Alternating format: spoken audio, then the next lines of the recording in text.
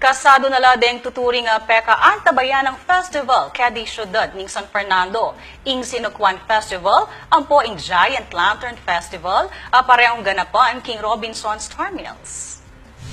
Official ning sinindyan ning higanting Christmas tree king main entrance ning Robinson Star Mills bilang umpisa ning Christmas season king mall. Kayag na ning selebrasyon ning pirmahan ning Memorandum of Agreement pilatan daring opisyalis ning Sinukwan Festival 2018 ing Giant Lantern Festival Foundation at ning Robinson's Land Corporation. Kilub daring milabasang banwa ing Robinson Star Mills ing megsilbing official venue daring tuturing nga Kamaragula Festival king syudad San Fernando. Kami sa Robinson's Land Corporation, talagang sumusuporta kami sa local government at sa iba't ibang mga organisasyon para mapaganda at maipamalas natin sa mga kabataan ngayon kung ano yung nakagisnan nating kultura. So talagang tumutulong kami taon-taon na ginagawa namin ang paraan kung paano makipagsanib pwersa sa Foundation for Lingap Kapampangan at sa Giant Lantern Foundation para mapaganda ang ating mga selebrasyon ng Sinukwan at Giant Lantern.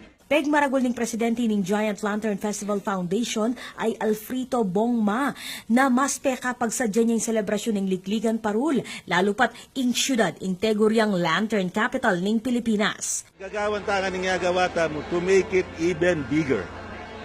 Nyarek mag-participate ang barangay ngeling miray ni 11 la. Maybe next year miragdagan la pa.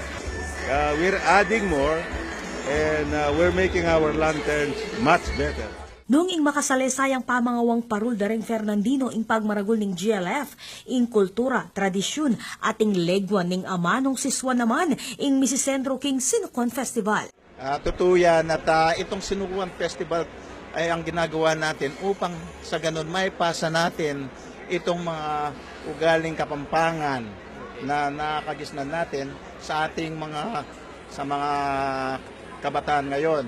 Kaya ang ating tema ngayon ay malasakit king kultura, kasiguraduhan king pamana. Pinapamana natin ito sa ating mga kabataan. King daratang November 30 aganapan ing Maragula Street Dance Competition kabang December 15 naman ing Ligligang Parul. Ako po Patricia Mamahon para King News Force Pampanga. Balitang tutuking Balen, susuyo.